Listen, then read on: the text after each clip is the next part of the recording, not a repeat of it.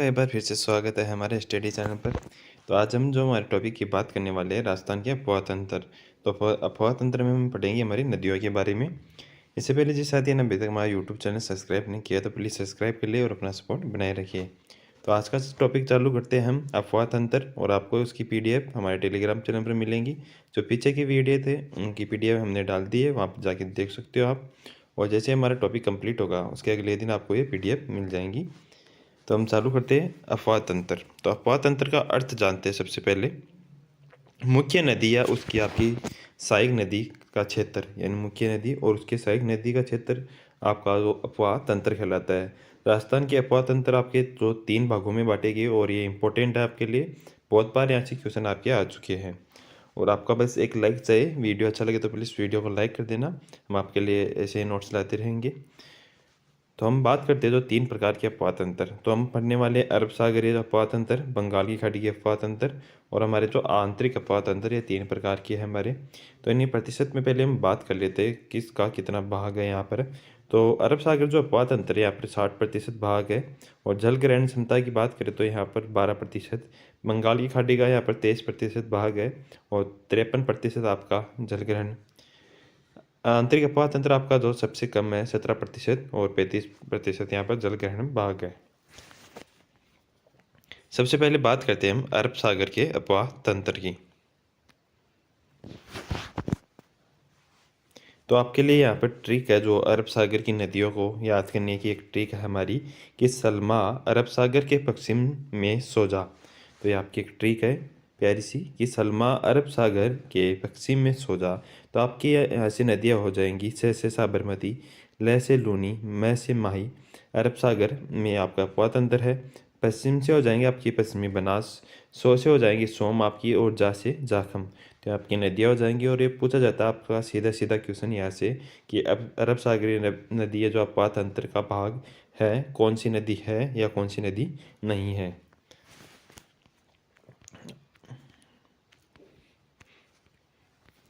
सबसे पहले हम बात कर लेते हैं यहाँ पर लूनी नदी की।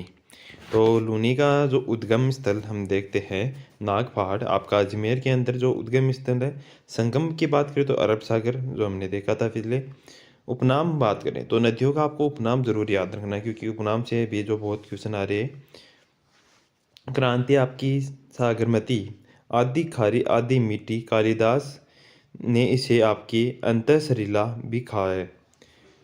तो आपके लिए इम्पोर्टेंट है एक तो कालिदास, और आपकी इनका उपनाम से भी इम्पोर्टेंट है वैसे तो आपके लिए, क्योंकि उपनाम से क्वेश्चन पूछता है कि निम्न में से नदियों का जो उपनाम है, तो सुमेलित करने वाला क्वेश्चन भी बन जाता है उपनाम से।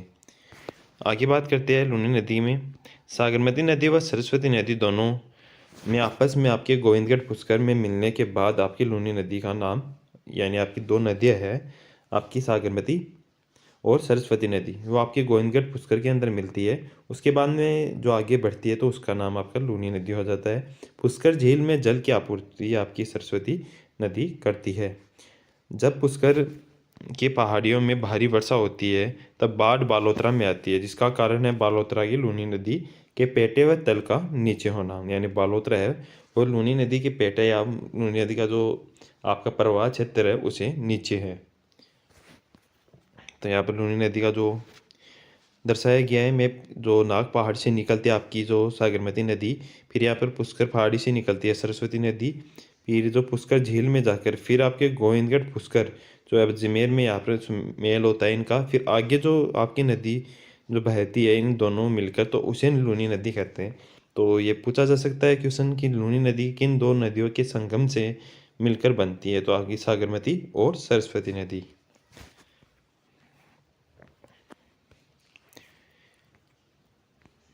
आपकी लूनी नदी के बहाव क्षेत्र में अधिक वर्षा और कम वर्षा की ओर है। अधिक वर्षा से जो कम वर्षा वाला क्षेत्र है उसकी ओर जो बहाव क्षेत्र है लूनी नदी का।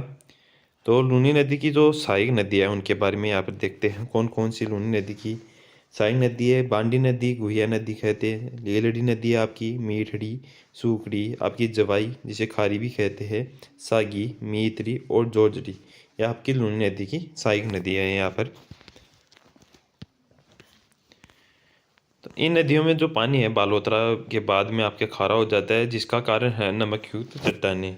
यानी जो नमकयुक्त चट्टानें उसके कारण जो इस नदी का पानी बालोतरा के बाद में खारा हो जाता है। लूनी नदी में जो बाई ओर से जो सहायक नदियों उनके बारे में बात करते हैं, जो बाई ओर से मिलती है लूनी नदी की सहायक नदियाँ। सबसे पहले देखते हैं हम बांडी नदी, आपके लिए इम्पोर्टेंट है बांडी। इनका उद्गम, आपको उद्गम और जो सहायक है वो कहाँ पर मिलती है, तो ये आपको याद रखना है। तो उद्गम बांडी का आपका बाली तहसील पाली के अंदर ये आपका उद्गम होता है। संगम आपके लक्कड़, आपके थंब गाँव है जोधपुर में, वहाँ पर आपके लूनी नदी में संगम होता है। प्रवाह क्षेत्र की बात करें तो यहाँ पर पाली और जोधपुर में जो बांडी नदी का प्रवाह क्षेत्र है। किनारे बात करें तो महाराजा उमेर सिंह मील पाली के अंदर है। तो महाराजा उमेर सिंह मील है आपके पाली के अंदर बांडी नदी के किनारे पर। इस मील में आपकी रंगाई छपाई उद्योग के कारण बांडी व लूनी नदी का जल प्रदूषित होता है। इस नदी में सहायक नदी है गुहिया, जो आपके ब्यावर और पाली के अंदर बहती है। बांडी की भी सहायक कौन सी है, गुहिया नदी यहाँ पर। फिर आगे बात करते हैं लीलड़िया, जो लीलड़ी नदी है इसकी उद्गम की बात करें तो उद्गम पाली से होता है। संगम लूनी नदी में आपका प्रवाह क्षेत्र पाली और जोधपुर। फिर मेटड़ी की बात करें तो ये भी पाली में, संगम आपका लूनी में हो जाएगा बालोतरा। आपको इनका बस याद रखना है, उद्गम कहाँ से होती है और संगम। तो सुगड़ी देसूरी की नाल आपके जो पाली के अंदर से होती है। संगम आपकी समंदड़ी बालोतरा के अंदर होता है। प्रवाह पाली जालोर बालोतरा में। और आपका बांध, जो नदियों पर बांध है वो पूछा जा सकता है, सीधा सीधा क्वेश्चन आया था अभी जो रीट के एग्जाम में भी क्वेश्चन आया था, नदी और उस पर स्थित बांध। तो सुकड़ी नदी पर बांकली बांध है जो जालोर के अंदर है। तो सुमेलित वाला क्वेश्चन बना था बांध वाला, तो आपके लिए इंपॉर्टेंट हो जाता है यहाँ पर बांध। फिर आगे बढ़ते हैं, हमारे यहाँ जाती है जवाई नदी। तो जवाई नदी का उद्गम देखें तो हम गोरिया की पहाड़ी हमारी है जो पाली के अंदर है, यहाँ पर उद्गम होता है। संगम की बात करें तो गुड़ामालानी बाढ़ में जो लूनी नदी के अंदर संगम हो जाता है यहाँ पर। प्रवाह क्षेत्र की बात कर ले तो पाली जालोर सांचौर बाड़मेर में जो प्रवाह क्षेत्र है।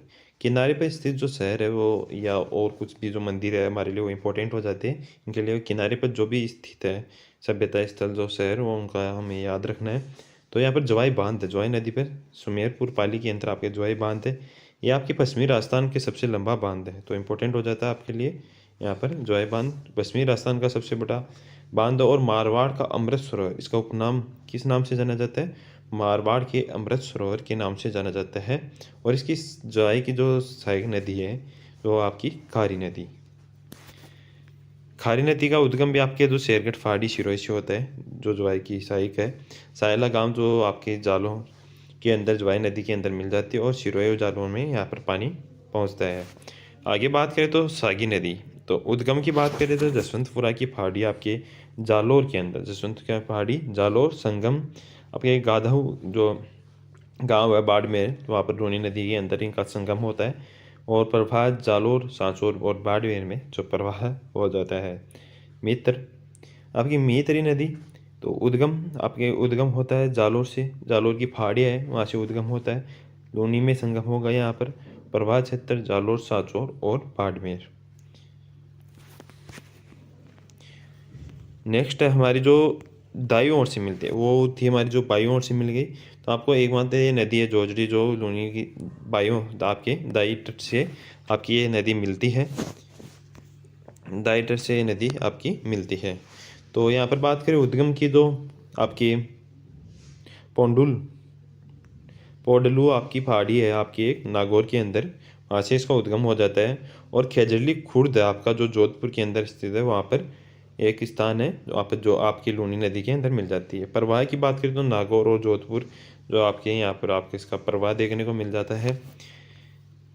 लूनी नदी के बारे में यहाँ पर इम्पोर्टेंट तथ्य है कुछ। लूनी नदी आपकी सबसे बड़ी सहायक नदी है, ये आपकी जो जोजड़ी नदी है लूनी नदी की सबसे बड़ी आपकी सहायक नदी है, तो इम्पोर्टेंट हो जाता है। तो आपकी 150 किलोमीटर इसकी लंबाई है। नदी का उद्गम अरावली की पहाड़ियों से नहीं होता, इस नदी का उद्गम अरावली की पहाड़ियों से नहीं होता। आपकी ये लूनी नदी की एकमात्र सहायक नदी है जिसका उद्गम आपके बाई ओर से नहीं होता, कि इसका उद्गम आपके दाई ओर से होता है। इस नदी में आपके जोधपुर ग्रामीण, जो ग्रामीण नहीं रहा आप जोधपुर है में पेरिस के आपके समतुल्य वाटर फ्रंट विकसित किया गया है। यानी एक वाटर फ्रंट का जो निर्माण किया गया है, अब वाटर पार्क मान सकते हो, उसका निर्माण किया गया है आपके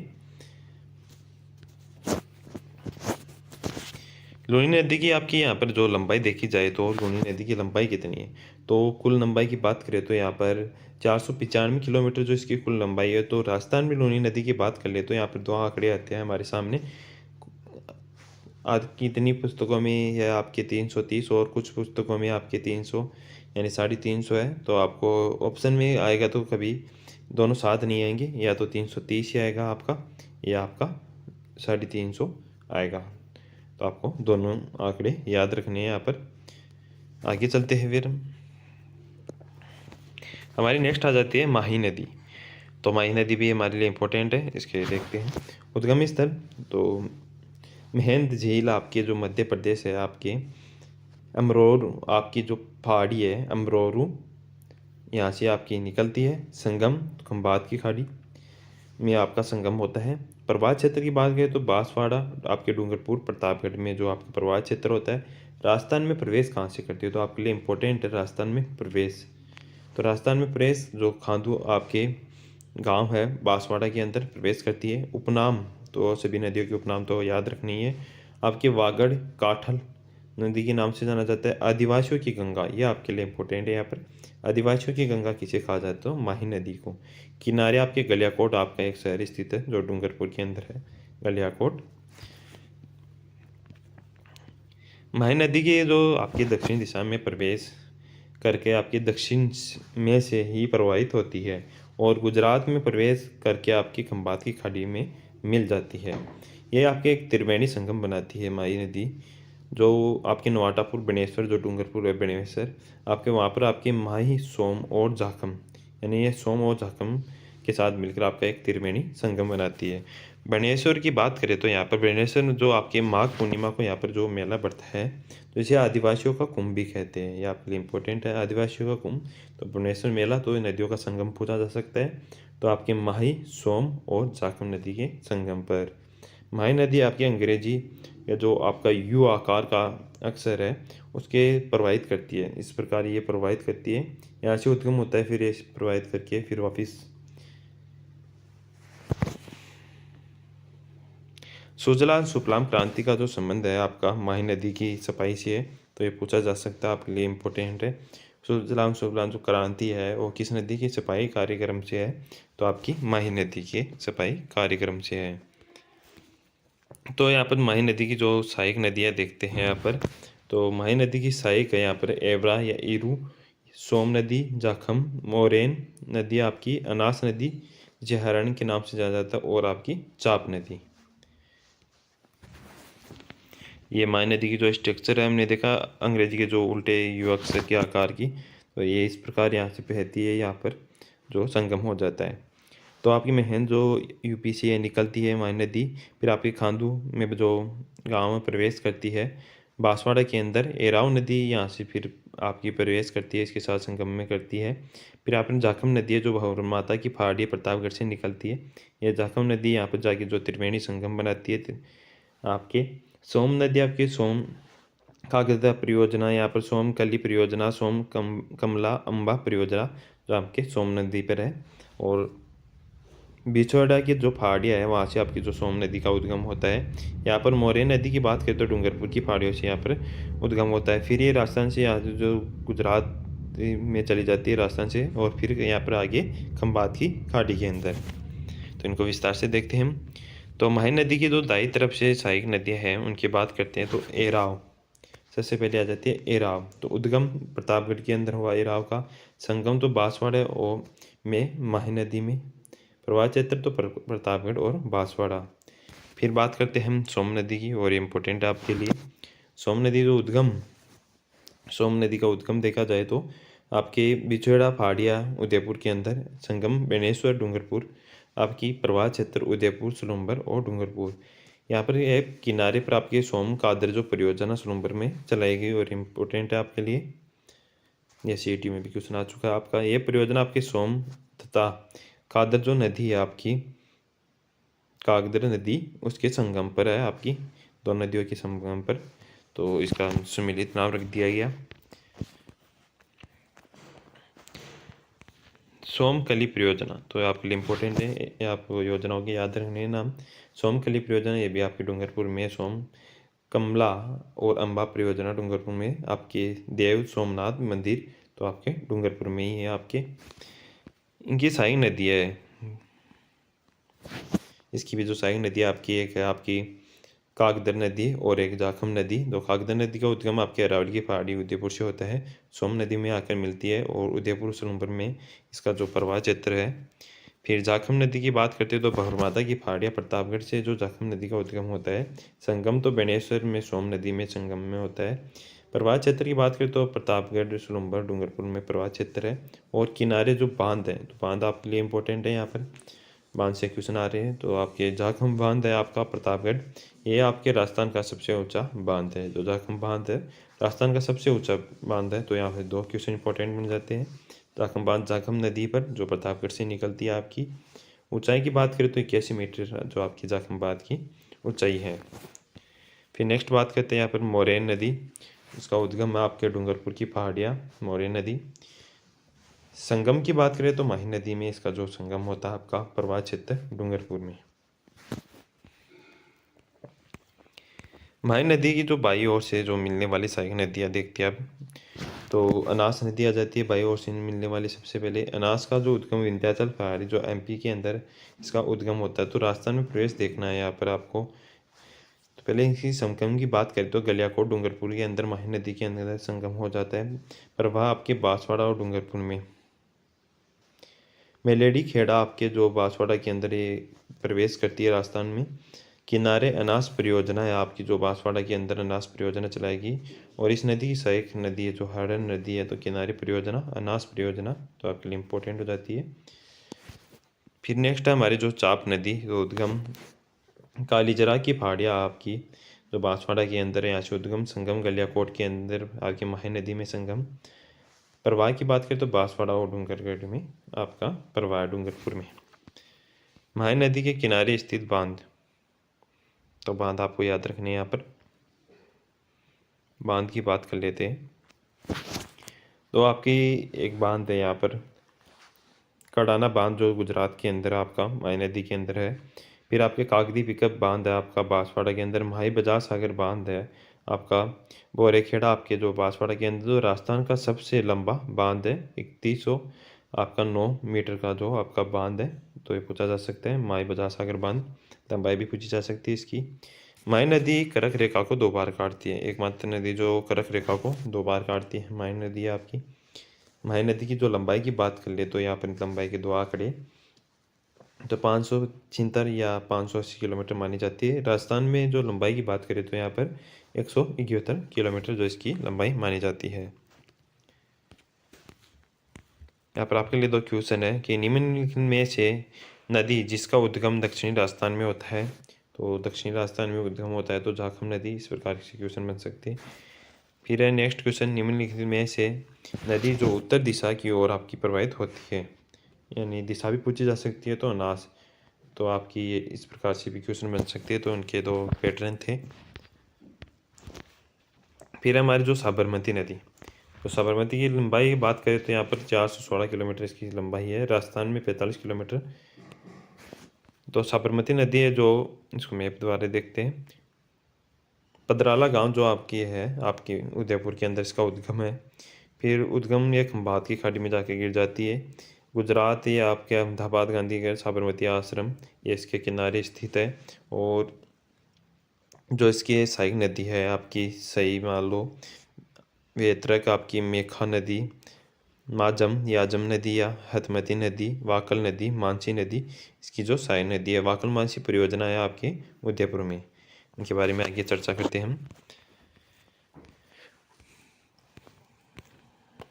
पश्चिमी बनास नदी, उद्गम की बात करें तो नया आपके सावनवारा आपके सिरोही के अंदर इसका उद्गम होता है। कच्छ की खाड़ी के अंदर इसका जो संगम होता है। किनारे आपके माउंट आबू सिरोही है। और आपके डीसा नगर आपके गुजरात के अंदर से किनारे स्थित है। सूखड़ी सेलवाड़ा जो परियोजना चलाई गई है आपकी पश्चिमी बनास नदी के अंदर किनारे जो चलाई गई है। सहायक नदी की बात करें तो यहाँ पे सीपू, सूखली, कोकड़ी आपकी गोलहन। इसकी लंबाई की बात करें तो आपकी 266 किलोमीटर लंबाई है। राजस्थान में आपकी 50 किलोमीटर पश्चिमी बनास की लंबाई है। फिर बात करते हैं हम बनास की खाड़ी का अफवाह तंत्र।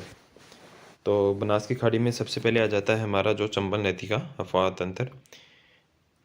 उद्गम की बात करें तो आपके मालवा के पठार पर स्थित आपके जानापाव पहाड़ियाँ एमपी से इसका उद्गम होता है। चंबल नदी का उद्गम कहाँ से होता है? तो मालवा की पठार से स्थित जानापाव की पहाड़ियाँ एमपी से उद्गम होता है। संगम इटावा यूपी में, जो आपकी यमुना के अंदर इसका संगम होता है। उपनाम यहाँ पर आपको याद रखने इम्पोर्टेंट है आपके लिए उपनाम। आपकी चरणवती, कामधेनु, नित्यवाणी आपकी वाटर सफारी के नाम से भी जानी जाती है। राजस्थान में 84गढ़ गांव चित्तौड़गढ़ के अंदर इसका जो प्रवेश होता है। इसके जो बांध बने हुए हैं इस नदी के ऊपर और किनारे जो शहर है, बांध आपके कोटा बिराज बांध, जवाहर सागर बांध, राणा प्रताप सागर बांध, गांधी सागर बांध जो आपकी नदी पर बने हुए हैं, और इनके बारे में आगे जानते हैं हम। जो राज्य में प्रवेश कहाँ से करती है? तो 84गढ़ जो गांव जो राज्य में यहाँ से प्रवेश करती है। चंबल नदी के उद्गम में आपके मुहाने की ओर आपके जो बांधों का क्रम है, यानी उद्गम से जिस तरह ये बहती है बांधों का क्रम है, क्रम भी पूछा जा सकता है आपको। गांधी सागर बांध जो एमपी के अंदर है, फिर आपका आता है राणा प्रताप सागर बांध चित्तौड़गढ़ के अंदर, फिर जवाहर सागर बांध कोटा के अंदर, फिर कोटा बिराज बांध कोटा के अंदर ही है। चंबल नदी आपकी चित्तौड़गढ़ में आपके चूलिया जलप्रपात है, जो ऊंचाई आपके 18 मीटर है, जो चंबल नदी के चूलिया जलप्रपात का निर्माण करती है। चित्तौड़गढ़ के अंदर 18 जो मीटर ऊंचा है ये आपका। चंबल नदी की जो आपकी सहायक नदियाँ है उनके बारे में बात कर लेते हैं यहाँ पर। तो आपकी छोटी काली सिंध जो झालावाड़ में पानी जो यानी झालावाड़ में पानी का इसका प्रवाह है।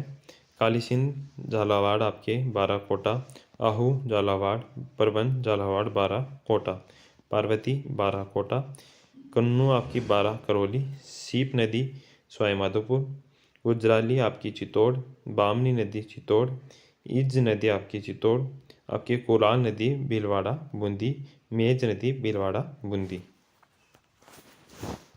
चंबल घाटी परियोजना, चंबल नदी में भी बात करते हैं। सबसे पहले यहाँ पर चंबल घाटी परियोजना तो आपकी साझेदारी है यहाँ पर, जो राजस्थान और एमपी की 50-50% यहाँ पर साझेदारी देखने को मिलती है। तो गांधी सागर, कोटा बैराज, राणा प्रताप सागर और जवाहर सागर जो आपके बांध हैं उनसे आपके विद्युत का निर्माण होता है। तो उनके बारे में देखते हैं। तो सर्वाधिक भराव क्षमता वाला बांध पूछा जाए तो पहले ये देखते हैं। तो आपका गांधी सागर बांध, और राजस्थान में सर्वाधिक भराव क्षमता वाला देखा जाए तो राणा प्रताप सागर बांध। तो इसका गांधी सागर बांध का निर्माण हुआ था 1959 के अंदर, कोटा बैराज का 1960, राणा प्रताप सागर का 1970 और जवाहर सागर का 1972 में। तो विद्युत की उत्पादन की बात करें तो गांधी सागर आपकी 115 मेगावाट टन जो विद्युत का उत्पादन करते हैं मेगावाट तक। कोटा बैराज से विद्युत का उत्पादन होता नहीं है, और राणा प्रताप सागर से आपके 172 मेगावाट और जवाहर सागर से आपकी 99 मेगावाट तक विद्युत का उत्पादन होता है। ठीक है, यहाँ पर जो गांधी का राजा बांधों का नाम क्रम से याद रखने का है। गांधी का राजा गांधी सागर, काका कोटा बिराज, राका आपका राणा प्रताप सागर और जय का जवाहर सागर। कुल यहाँ पर विद्युत उत्पादन की बात करें तो 193 मेगावाट तक उत्पादन होता है। कुल उत्पादन जिनको दो अलग अलग भागों में बांटा है, कुल तो आपका 186, फिर इनको दो 193 में बांट दिया गया।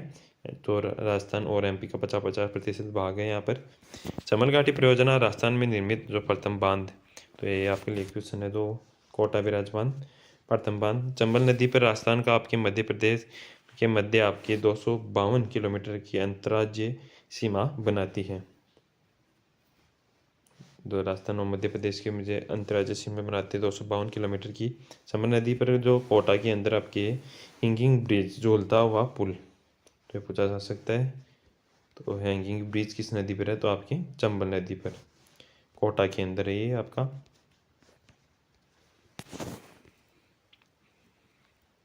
फिर यहाँ पर जो चंबल नदी की सहायक नदी है उनको देखते हैं विस्तार से। चंबल नदी की आपकी दाई ओर से मिलने वाली जो सहायक नदियाँ यहाँ पर छोटी काली सिंध है, जो आपके उद्गम कहाँ से होता है? तो छोटी काली सिंध का विंध्याचल पर्वत से उद्गम होता है। संगम आपके चंबल नदी आपके झालावाड़ में बहने वाली जो मध्य प्रदेश में चंबल नदी में मिलती है। फिर काली सिंध नदी आपकी काली सिंध का उद्गम देखते हैं तो वागली फाड़ी एमपी में, संगम नानेरा जो आपके नौनेरा गांव है कोटा के अंदर आपके चंबल में संगम हो जाता है। बीदा गांव झालावाड़ के अंदर जो आपके राजस्थान में प्रवेश करती है, और झालावाड़ बारा कोटा राजस्थान में प्रवाह क्षेत्र है इसका। किनारे आपके यहाँ पर जो गागरोन दुर्ग है और आपके काली सिंध आहू नदी का संगम पर है जो गागरोन दुर्ग है झालावाड़ के अंदर। नौनेरा बिराज बांध आपके जो कोटा में, या आपके बांध पूरे राजस्थान की नहर परियोजनाओं के अंतर्गत आता है, नौनेरा बांध तो कोटा में। फिर आपके आहू नदी उद्गम सुसनेर आपके जो क्षेत्र है एमपी के अंदर या उद्गम होता है। संगम आपके गागरोन के नज़दीक आपके काली सिंध नदी में संगम होता है। आपके नंदपुर जो झालावाड़ के अंदर राजस्थान में प्रवेश और आपका प्रवाह क्षेत्र झालावाड़ ही है। परवन नदी की बात कर लेते हो तो अजनार या घोड़ा फाड़ आपकी जलधारा द्वारा इस नदी का निर्माण होता है। और संगम की बात करें तो यहाँ पर रामगढ़ कोटा जो काली सिंध नदी में यहाँ पर संगम हो जाता है। राजस्थान में प्रवेश खेरीबोर गांव आपके झालावाड़ के अंदर है, तो राजस्थान में प्रवेश तो प्रवाह है झालावाड़ बारा कोटा में।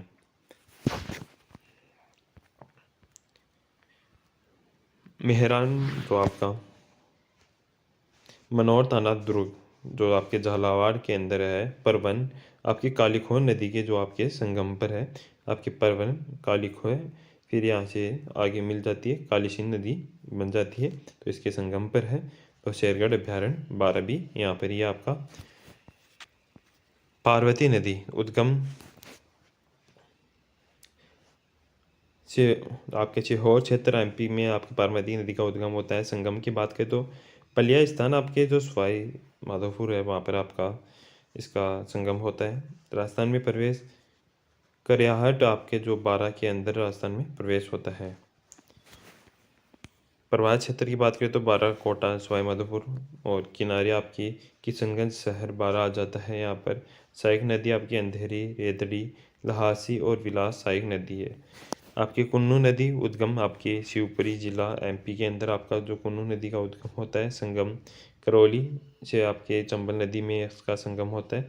राजस्थान में प्रवेश करें तो बात करें प्रवेश की, आपकी मुसेड़ी की जो पहाड़ी है 12 के अंदर, वहाँ से राजस्थान में प्रवेश करती है। प्रवाह एमपी 12, फिर एमपी, फिर करौली। सीप नदी उद्गम श्योपुर जिला एमपी, संगम रामेश्वर सवाई माधोपुर चंबल नदी के अंदर, प्रवाह आपके सवाई माधोपुर।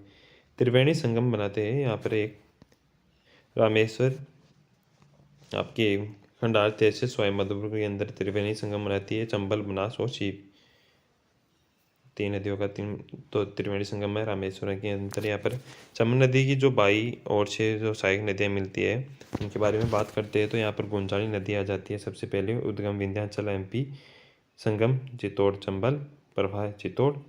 फिर आ जाती है ब्राह्मणी या ब्राह्मणी नदी हमारी, जो उद्गम हरिपुरा गांव चित्तौड़ के अंदर, संगम आपके बेसरोडगढ़ दुर्ग चित्तौड़गढ़ के निकट चंबल नदी के अंदर। ईज नदी का उद्गम आपके जो बेसरोडगढ़ से होता है।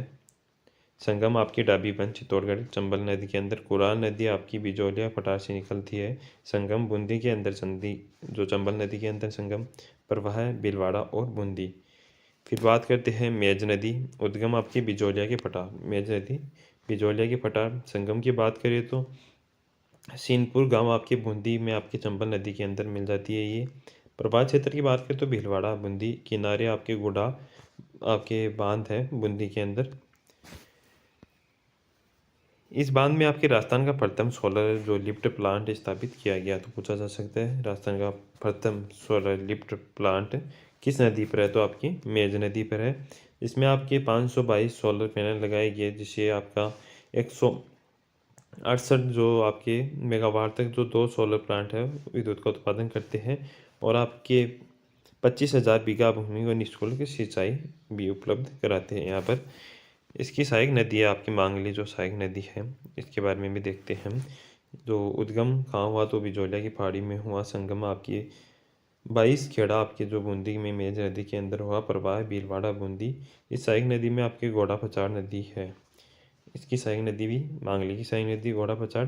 वांगली नदी बूंदी जिले में आपके भीमताल आपके जलप्रपात का निर्माण करती है। घोड़ाफचार नदी जो आपकी बिजोलिया फटार से निकलती है, संगम आपके सगवाड़ा बूंदी वांगली नदी के अंदर प्रवाह है भीलवाड़ा बूंदी। ये नदी का मैप बनाया हुआ है, यहाँ पर मैप से भी आप देख सकते हो। फिर बात करते हैं हम बनास नदी की।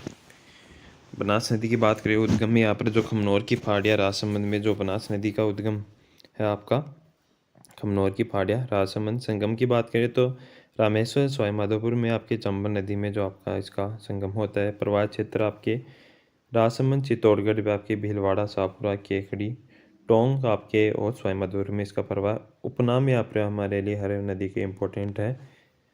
वरनासा या वन की आशा जो आपकी बनास नदी को नाम से जाना जाता है। बनास नदी राजस्थान की आपके राजस्थान में बहने वाली सबसे लंबी नदी है। ये राजस्थान में बहने वाली सबसे लंबी नदी आपकी बनास नदी हो जाएंगी। बनास नदी के हम साइन नदियाँ देखते हैं, यहाँ पर मैप के द्वारा बताया गया है। मैप आपको जब पीडीएफ मिल जाएगी तब देख लेना आप। साइन नदियों की बात करें तो बनास नदी की साइन नदियाँ ये आपकी खोटारी, खारी, डांगी आपकी चौधरा, बाड़ी, मोरेल, बेडच और मेनाल।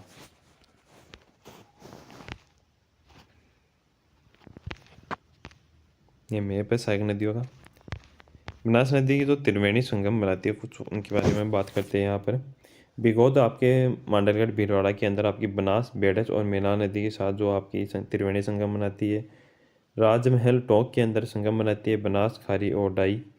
रामेश्वर सवाई माधोपुर जो बनास, चंबल और सीप नदी के साथ संगम बनाती है। बनास नदी के किनारे आपके राजसमंद में आपकी गिलुंड सभ्यता, तो बनास नदी के किनारे आपकी गिलुंड सभ्यता यहाँ पर स्थापित है।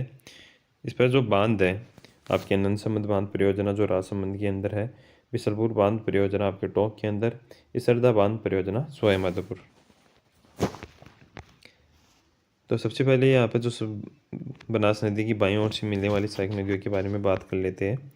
तो आपकी कोठारी नदी आ जाती है जिसका उद्गम आपके दिवेर की फाड़ी राजसमंद में, भीलवाड़ा शाहपुरा में इसका जो प्रवाह क्षेत्र है। बागौर की सभ्यता जो इसके जो भीलों की सभ्यता मानी जाती है इसके किनारे स्थित है, और मेजा बांध जो भीलवाड़ा के अंदर है। संगम की बात करें तो नंदराय जो श्यामपुर बनास नदी के अंदर शाहपुरा के अंदर संगम हो जाता है। फिर है खारी नदी। खारी नदी की टॉपिक के बारे में बात करते हैं तो बिजराल आपकी फाड़ी राजसमंद से उद्गम, संगम तो टोक बनास के अंदर। प्रवाह क्षेत्र आपकी भीलवाड़ा, ब्यावर, शाहपुरा, केकड़ी, टोंक। यहाँ पर आपके मंदिर है, आपके देवनारायण जी का मंदिर जो आसींद भीलवाड़ा के अंदर है, तो आपके खारी नदी पर है। आपके नारायण सागर परियोजना है ब्यावर।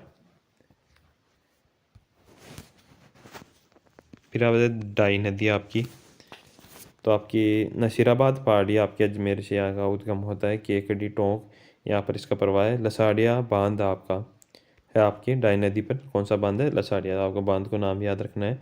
और राजमहल बनास में आपका यहाँ पर संगम हो जाता है। सहोदरा नदी आपकी उद्गम राई फाड़ी आपके अजमेर के अंदर, प्रवाह आपके टोंक के अंदर ही है इसका। आपके टोरडी बांध आपका टोरडी सागर बांध जो टोंक के अंदर है, तो आपकी सहोदरा नदी के अंदर है और इसका संगम बनास में टोक। बाड़ी नदी सिरौल की फाड़ी जो अजमेर से मासी नदी निकलती है, और सामोद की फाड़ी जयपुर से आपकी बांडी नदी निकलती है। इन दोनों का संगम होता है आपका जो त्रिवेणी संगम जोधपुरिया टोक बनास मासी और बांडी का। जोधपुरिया टोक में आपके देवनारायण जी का मंदिर है। फिर आगे जाके बनास में मिल जाती है टोक के अंदर। मोरेल नदी आपकी चैनपुरा फाड़ी जयपुर से आपके जो मोरेल का यहाँ पर उद्गम होता है। ये आपकी मोरेल बांध आपके सवाई माधोपुर में मोरेल बांध बना है। संगम आपके बनास नदी सवाई माधोपुर में संगम होता है। डून नदी इसकी जो सहायक नदी है।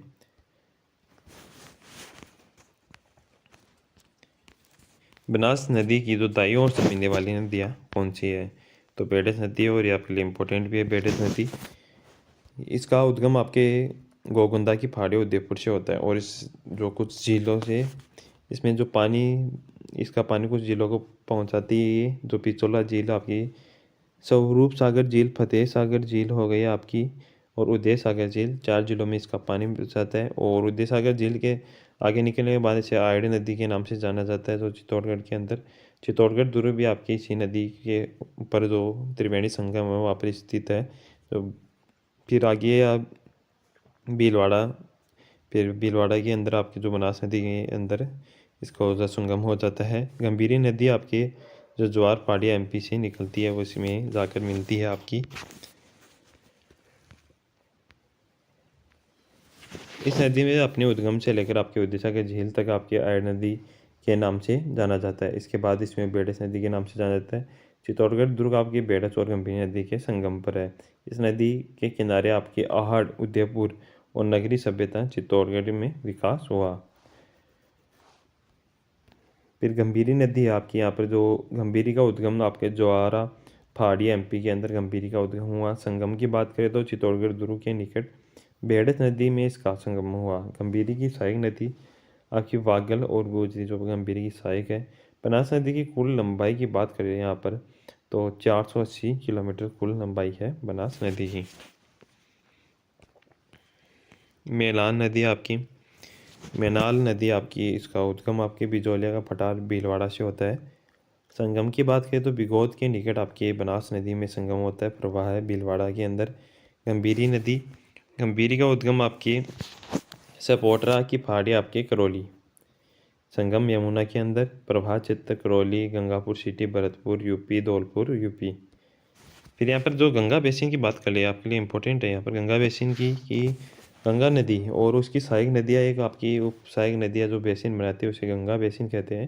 राजस्थान के संपूर्ण बंगाल की खाड़ी का अपवाह तंत्र गंगा बेसिन में ही आता है। तो गंगा बेसिन का आपको चित्र दिखा दे इस प्रकार देख लो।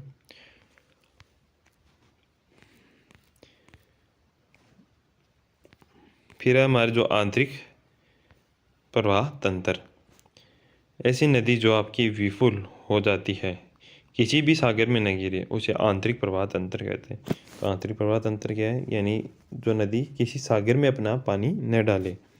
जैसे हमारे सबसे पहले आ जाते हैं यहाँ पर घग्गर नदी। तो घग्गर नदी के बारे में यहाँ पर जानते हैं। तो उद्गम, सबसे पहले उद्गम देखते हैं यहाँ पर, तो शिवालिक पहाड़िया हिमाचल प्रदेश घग्गर नदी का उद्गम माना जाता है। फिर ये आपके हनुमानगढ़ में आती है, श्रीगंगानगर, अनूपगढ़, फिर पाकिस्तान में चली जाती है। यानी जो अंतर्राष्ट्रीय स्तर पर बहने वाली नदी भी कहते हैं घग्गर नदी को। आपके बटनेर दुर्ग स्थित है आपके घग्गर नदी के पास। तलवाड़ा झील भी आपके घग्गर नदी के किनारे पर स्थित है।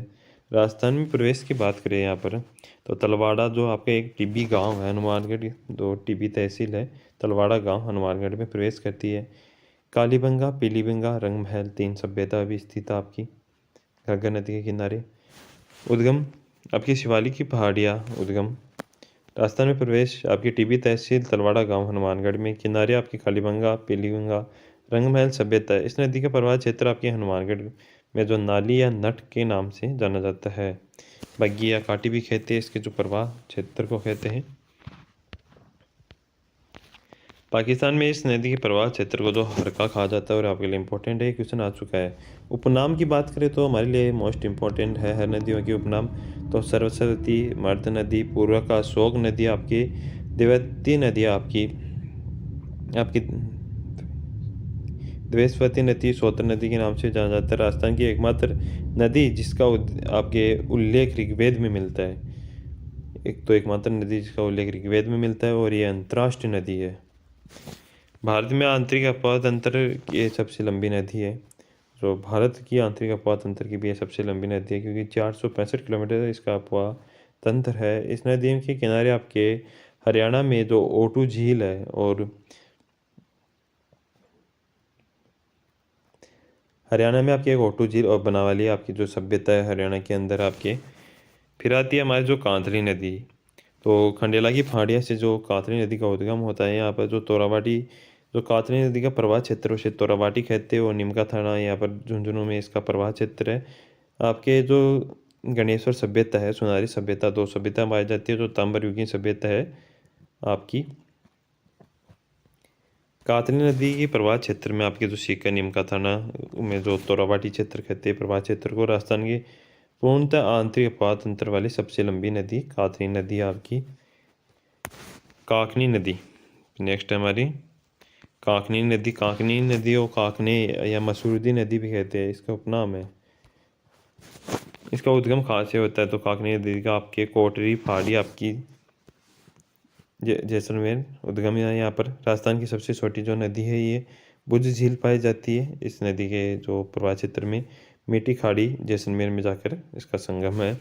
रूपालेर नदी की बात करें यहाँ पर उद्गम, तो उदयनाथ की पहाड़ी रूपालेर, उदयनाथ की पहाड़ी अलवर, डीग, भरतपुर आपके प्रवाह क्षेत्र माने जाते हैं। मोती झील में जाकर भरतपुर की जीवन रेखा कहते हैं जिसे, मोती झील में जाकर अपना जल डालती है। नौहर सभ्यता जो आपकी इसके किनारे है, इस पर एक बांध आपका सीकरी बांध डीग के अंदर जो आपके रूपालेर नदी है और इम्पोर्टेंट आपके लिए बांध।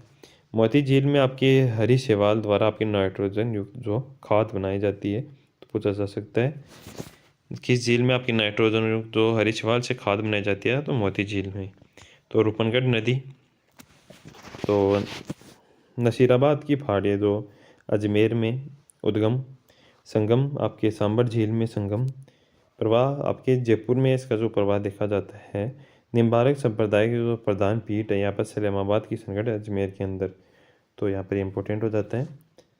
फिर आगे बात करते हैं साबी नदी। साबी नदी का उद्गम आपके सेवर की पहाड़ियाँ कोटपुतली में आपके साबी नदी का उद्गम देखा जाता है। इस नदी के किनारे आपके जोधपुरा आपके जोधपुरा सभ्यता है जो कोटपुतली बहरोड का विकास हुआ है। यहाँ पर जो कोटपुतली बहरोड और खेड़ तिजारा में बहती है।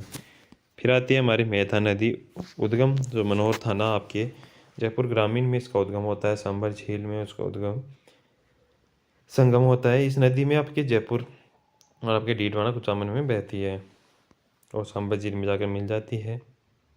लूणवा जैन मंदिर जो डीडवाना कुचामन के ये आपके मेहता नदी के अंदर ही है जो किनारे है। बाणगंगा नदी आपकी उद्गम की बात करें, बाणगंगा तो बैराट की पहाड़ी आपकी कोतपुली भैरवण जो बाणगंगा का उद्गम है। उपनाम अर्जुन की गंगा रूंठित नदी। इस नदी में पहले आपकी यमुना में मिलती थी, लेकिन अब आगे खिसक जाने के कारण ये नहीं मिल पाती है, इसलिए इसे आपकी रुंडित नदी या सरिता नदी कहते हैं। यानी ये कहाँ पर भी अपना जल नहीं डालती, इसका जल प्रवाह क्षेत्र बदलता रहता है। प्रवाह क्षेत्र आपके कोटपुतली, जयपुर और दौसा, भरतपुर माना जाता है।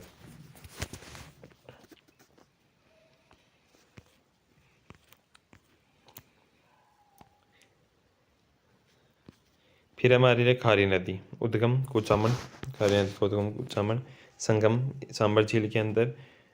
यहाँ पर प्रवाह क्षेत्र तो कुचामन और जयपुर के अंदर प्रवाह क्षेत्र देखा जाता है।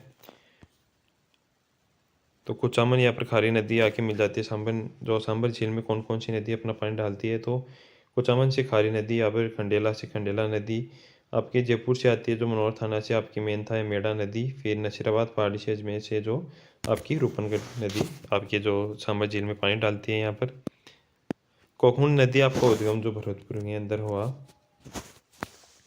फिर यहाँ पर कुछ महत्वपूर्ण तथ्य है हमारे नदी प्रवाह क्षेत्र के बारे के अंदर, वो देखते हैं हम। कुल जल ग्रहण यानी एक क्षेत्र में जो पानी की मात्रा कुल जल ग्रहण कहलाती है, और कुल प्रवाह क्षेत्र अपवाह क्षेत्र एक नदी या उसकी सहायक नदियों का अपवाह क्षेत्र कहलाता है।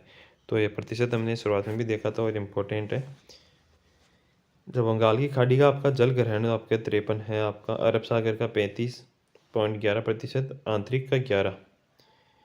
तो यहाँ पर कुल प्रवाह क्षेत्र देखा तो सर्वाधिक आपका पाया जाता है आंतरिक अपवाह तंत्र 60% पाया जाता है। बंगाली खाड़ी का 24 या 23% या 16 से 17 आपको प्रतिशत पाया जाता है। अरब सागर का आपके नदियों के यहाँ पर अपवाह क्षेत्र देखा जाए तो सर्वाधिक आपका यहाँ पर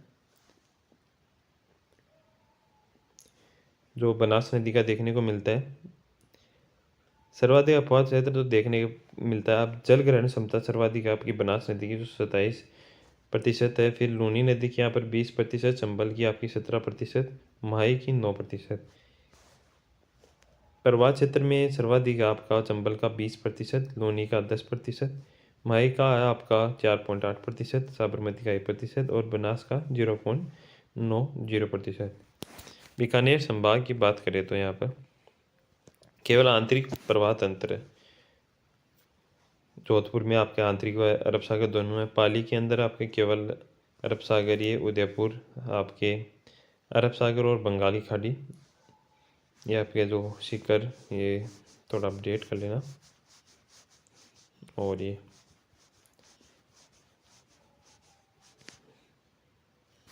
और सब कुछ सही है।